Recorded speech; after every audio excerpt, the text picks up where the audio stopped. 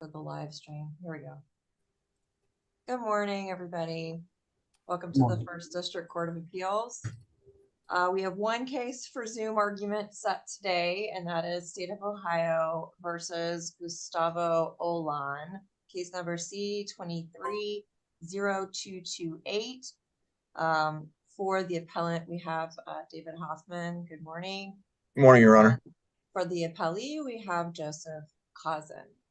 Good morning, Your Honor. Good morning. Mr. Hoffman, would you like to reserve some rebuttal time? 5 minutes, please, Your Honor. Okay, I'll keep your time. It's a little difficult on Zoom because I don't have the lights. So Okay. I'll try to signal when you're close to your time. Thank you. Generally speaking, the prosecution may not use statements stemming from a custodial interrogation of the defendant unless it demonstrates that the defendant was at first advised of his Miranda rights. In this case, the claim is that this was a custodial interrogation involved. There was no advisement of Miranda rights, and the defendant's statements should have been suppressed. And were those, when the statements you're talking about should have been suppressed, were those his acknowledgement through the Google Translate of potential participation in prostitution? Yes, Your Honor. And I guess, like, do we have a record of what Google Translate actually said? Or we just have like the officer's account of, well, I asked Google Translate this and it said this. Like, is there any issue of whether what he actually understood the officers to be asking? No, there was no claim that he couldn't understand what the officer was asking. There were three factual issues I wanted to clarify that aren't spelled out clearly in the brief. The first is that this stop took place at 11 p.m., not earlier in the evening. And I think the fact that this happened later in the evening tends to weigh in favor of finding that it might have been custodial. The second clarification is that, excuse me, the defendant's passport was taken, and for about 15 minutes, the police tried to use it to find any kind of contact, police contact with the defendant in Kentucky or in Ohio, and it appears they were unable to come up with anything. And I think that would indicate that the defendant had never been arrested before, that he was sort of a novice, or he was a stranger to the judicial system. And I think that would also factor in an objective fashion to that the police citizen contact in this case would tend more to be custodial. But the most important clarification, did when he was questioned, had he been given his passport back yet, or did the officer still have it? The officer still had it, Your Honor. One of the officers. It's about 32 minutes into the officer, I don't know how to pronounce his name, Shadaler, his body cam. It shows that the F-150, Mr. Oland's F-150, was facing another parked car. You'll remember from the facts that he parked on the wrong side of the road, so his truck would have been facing the other cars that were parked on the road, and it's clear from the footage, most of the footage, that there were two police cars directly behind his truck, one police car right next to his truck, a little bit beyond it, but right next to it. But only in a very small part of the body camera footage can you tell that there's also a car facing his truck. It's hard to tell how far away it is. It looks like, in other words, like, according to your argument, there's no way that even if the officers had said you're free to go without moving their cars or someone else moving a car, there's no way he could have pulled his truck out. It's a little closer question than that. Like I used to drive a Ford Fiesta, which is the smallest car that Ford makes. I would have been able to zip right out of there. But I think with an F-150, you would really had to have been careful to get out of that situation and not clip one of the cars, either the parked car or the police car. It looked close. And so it's hard to tell in the video, but I think that, I mean, and it isn't a situation like Bailey where he's totally boxed in, but I think he's effectively boxed in. I think it looks like it would have been very difficult for him to navigate out of that situation if he wanted to leave. So yes, I'm saying he was. What was the time point on the body cam where he was actually arrested? Do you remember what minute that was? It was 14 minutes and change. It looked like. Okay. And so there was a lot of processing between that and this observation about the parked car. And so it might have been easy to miss if somebody was just looking for facts leading up to the arrest. So, but when you watch the whole thing, it's pretty clear that he had cars in front of him, next to him, and behind him. So, the other facts that I think tend to show confinement, or not confinement, custody, are what I've already spelled out in my brief. I mean, you've got a young Mexican immigrant man who he can't speak English, never arrested before, detained by police in 3 police cars, sees his passenger arrested, had his passport taken and kept. He's on a residential street being questioned at 11 p.m. I think a reasonable person in that situation would tend to feel that, objectively speaking, would feel that he's in custody. You don't need Can I ask you, with regard to the language barrier, a lot of the cases that talk about this being a factor are situations where there was no Google Translate involved. And you were asked earlier, and I believe you said that you didn't think he'd had any trouble understanding with the Google Translate. So, is there an argument that he didn't understand or have a complete understanding of his overall situation? Or do you think that the Google Translate was enough to kind of help him understand what the officer was trying to do here?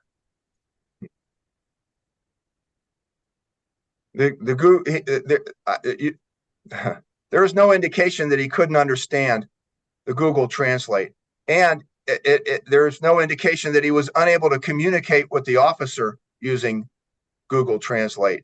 Because aren't the other cases where you take into account the language, the lack of English proficiency, aren't those situations where there was no kind of translation involved and the person was just trying to answer questions to the best of their ability and they didn't quite understand what was going on? Well, I could only find a couple cases, and the cases I found didn't go into that.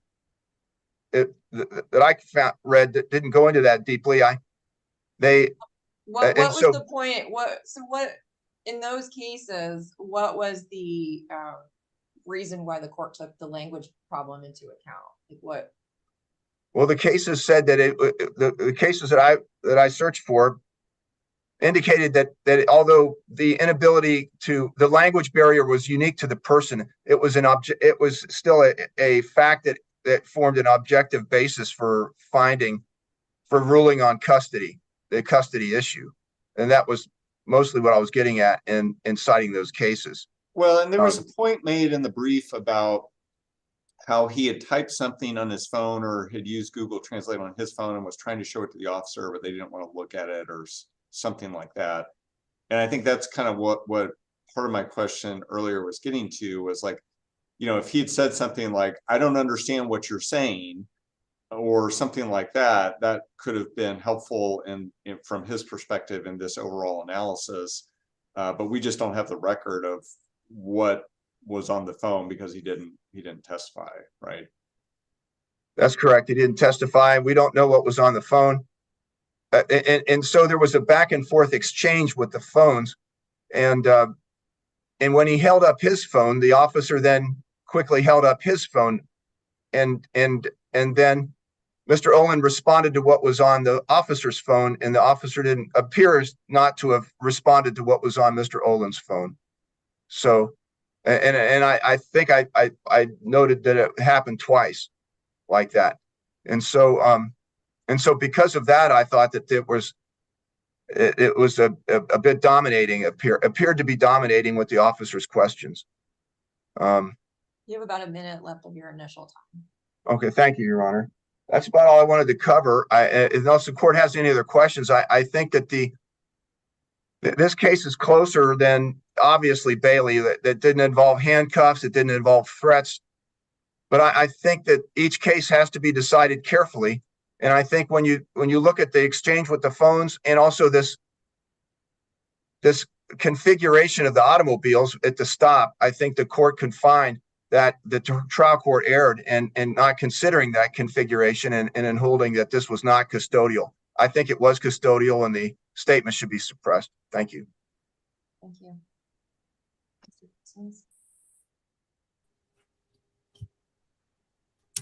Good morning, Your Honors. Good morning. Can you hear me all right? Yes. All right. I just, may it please the court, I want to address some of the three issues that Mr. Hoffman brought up. First, starting with the contention that the 11 p.m. Stop tends to weigh in terms of custodial. I don't think the time of day where the stop took place tends to make this any more or less custodial. Right. No, I agree with that. I think the things to me that look like custodial, and I just would like your response to this, is he's surrounded by police officers, both physically and by their vehicles blocking his car. They've arrested the woman that he was with, and she's, I think, in handcuffs.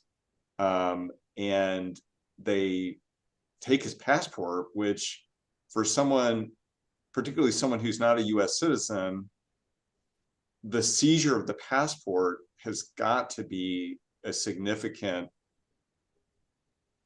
consideration that, like, you are not free to go. These guys with badges have my passport. So could you address, like, from your perspective, how those factors aren't enough to make this a custodial interrogation? Yes, Your Honor. So starting with the restraint on Mr. Olan's motion, his car, I think comparing this to Bailey, the officers blocked his car in completely with police vehicles. There may have been another car in front of Mr. Olan's vehicle where he had parked, but there wasn't a police vehicle in front of his vehicle completely blocking him in. From just looking at the body cam, I think that he could have feasibly maneuvered his vehicle out of there. Mr. Olan, throughout this entire encounter, is moving in and out of his vehicle, walking around while talking with officers. Regarding the passport, the officers did seize it in order to one, obviously try to identify the defendant. I think that, that's necessary in this situation to find out who he is, find out if the car is his, find out any number of information. Are you aware of any cases that discuss whether taking somebody's passport or identification could be a custodial situation or not? I'm not aware of any specific cases. I think that it is a factor to be considered in the totality of the circumstances. I don't believe that that is dispositive of this being. Do we know what the officers conveyed to him about his passport and their desire for it and whether they were going to give it back? Did they explain that? I don't believe when that they testified? I don't believe that that was ever explored in the motion. Well, he clearly knows he's not free to go because they have his passport, right? Like, there's just no way you can leave without your passport in that situation. Correct. But But I mean, it's the same with any, I would say, any encounter with police. If you're pulled over for any reason, you're not going to have your driver's license for a period of time. Right, but when I think the issue is that he kept, so maybe I should ask you. He went and he looked at the passport or used the passport to see if he had any outstanding warrants, right? Correct. And then when he determined that he did not have outstanding warrants, he came back and he did not give the passport back, but that's when he started to ask him questions. Is that when the incriminating statements came out? After he already checked him to see if he had warrants?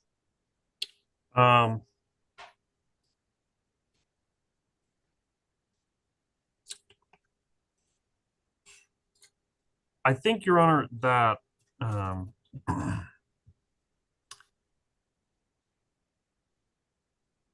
I'm sorry. I think it's kind of unclear exactly how that played out. I think that they did hold on to it and asking the questions. I believe one officer may have had the idea, and another officer was questioning the defendant, Mr. Owen. But I was just wondering if it was before or after they looked up whether he had warrants by using the passport.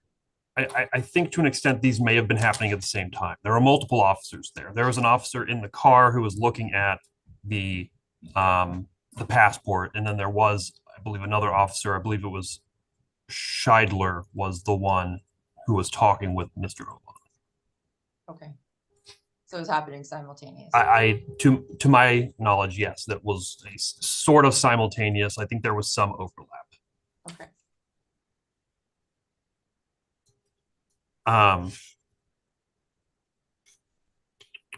The point of the woman in the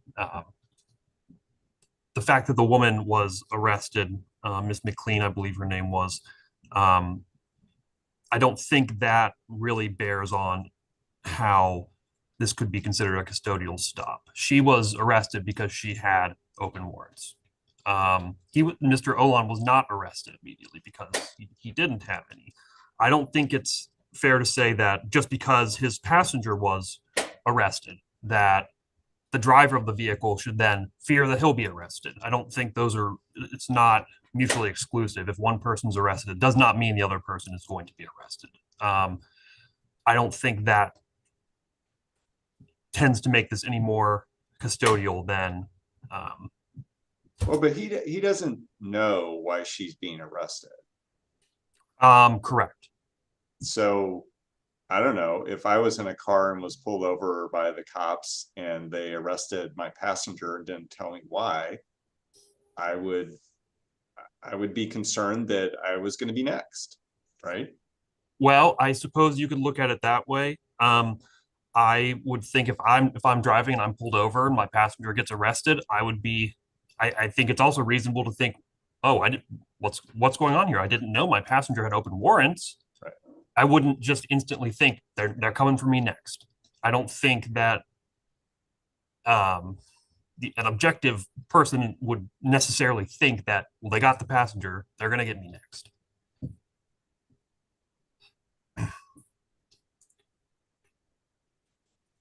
I believe in the brief that the argument with regard to the passenger being arrested was presented at that point in the context of that the officers had already formed the intent to arrest Mr. Olin well before the interrogation took place.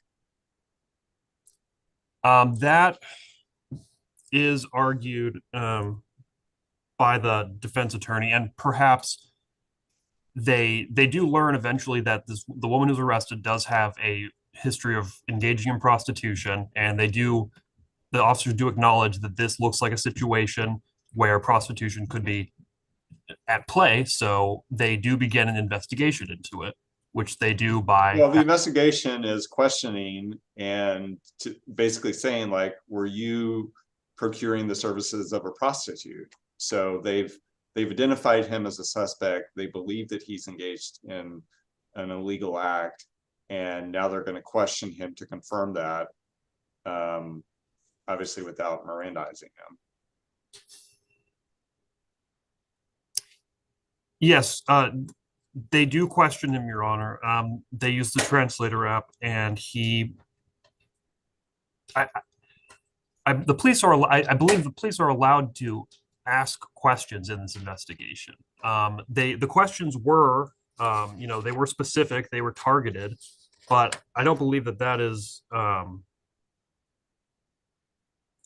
don't think Miranda warnings aren't required simply because an investigation is focused. I believe in State versus Montgomery that is elaborated upon.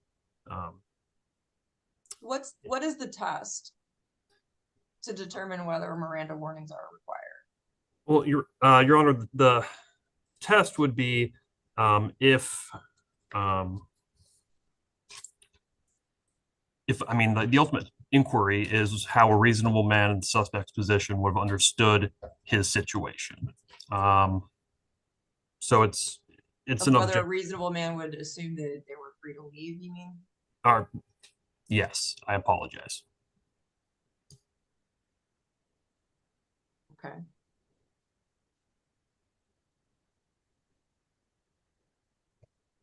And then in the case State versus Montgomery, there are the 10 factors that are enumerated and analyzed in the briefs.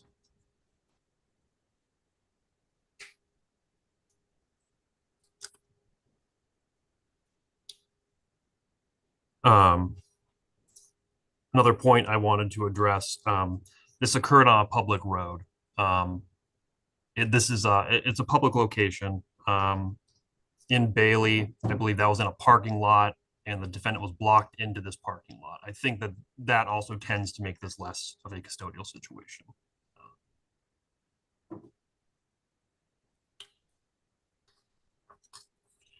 And additionally, the defendant was never handcuffed while he was being questioned.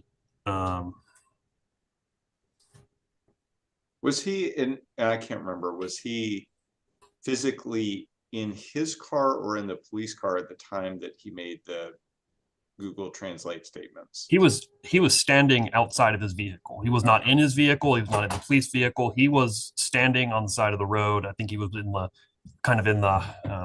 grass on the edge of the road. That's one thing about this entire interaction is it didn't happen with him being restrained to being in his own car or being in a police car. The whole discussion took place on the side of the road between Mr. Olan and the officers. I think that right there is very demonstrative of how this is non-custodial. It's not like they're in a small room hammering him with questions. He can't leave. He's boxed into a small area.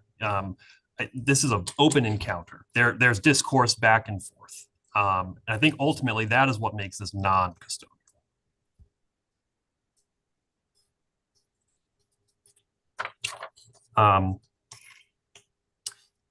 One more point that I would like to address is that I think it's important that officers be able to interact with citizens who don't speak English. I feel like if the defense motion is, Mr. Hoffman's motion is granted and this is remanded, I would fear that there would be a bit of a chilling effect on officers' willingness to use these translation devices and have to instead seek other remedies, call a Spanish-speaking officer or an officer who speaks a different language, which if that were to occur, that would make the detainment, the pre-arrest detention last longer. I think the language issue here is not particularly relevant. I mean, I don't think it's particularly indicative of if this was custodial or not. I think it's a factor the courts may consider. I don't think it is by itself conclusive or indicative.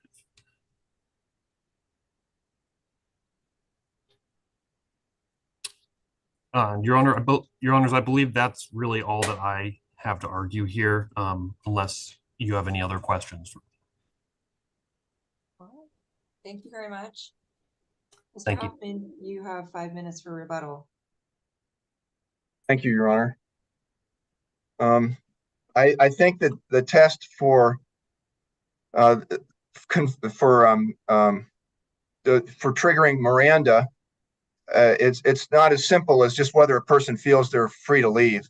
I mean, that it used to be, I think, the test, but now it's a combination of things that includes that factor. But it's whether the pressures or the situation exerts on a person pressures that impair his privilege against self-incrimination. If this whole situation as a whole impairs his ability to exercise his right against self-incrimination, then Miranda should be given before he's questioned. Well, and Mr. Hoffman, let me ask you, like, as I read these 10 factors that are from Montgomery and in your brief, you know, some of them certainly point in your client's favor, but some of them point in the state's favor. Are you aware of any case law that gives us guidance on what we are to do when, let's assume, there's roughly equivalent balancing of those factors? Like, are there any factors that are more or less important? Do we have to have a majority of factors defined in your favor? Like, how is our analysis to be guided there? Well, I personally feel that the use of factors in limiting, you shouldn't be limited to factors, for one thing, because I think it's contrary to the totality of the circumstances rule, that you got to consider all the relevant circumstances, except, of course, excuse me, facts that would indicate or tend to be subjective. Like, for example, there was a discussion about what the police officers were intending to do when they were questioning my client. I think that this focus of the investigation type of thing can lead to a subjective type of analysis for the police officer's intention, and I think that is not something that you're supposed to consider. It has to remain objective. What was known to the subject, you know, what was clear from the facts to the person that needs to feel one way or the other about being in custody. So I think that the court, first of all, should not consider itself bound by these factors, and then I think also that the weight to be given each factor, I think is going to be up to the court. I don't know that one factor might be more important than another, because these cases all have to be taken case by case. They're very fact sensitive, and each case is going to be different as far as the important facts of the case that weigh in. Some of those factors may not even apply at all, but that shouldn't stop the court from relying upon other factors that may be very important. I'm sorry, I can't give any guidance. I'm not aware of any cases that deal with the factors. But the other court asked about the use of the passport. At the very end, when the officer was going to secure the F-150, he had the passport in his hand. But before that, throughout the questioning, I think the passport was into possession of another officer who was trying to use it to find something, find any contact. And so I think that they weren't finished with it at the time of the questioning. It appeared to me from the body camera footage. And also, it was clear, I thought, that there was no announcement as to the reason for the arrest of the passenger. I thought that the officer Buck just had her get out of the car upon learning her identification, and then had her, you know, put the handcuffs on her. And so that's about all I have left to contribute. I think that the important facts are the arrest of the passenger, the retention of the passport, and the configuration of the cars at the stop. I've been stopped for traffic, speeding, and I got my license back before, obviously before the citation is processed and all that. And so I think the retention of this passport is important.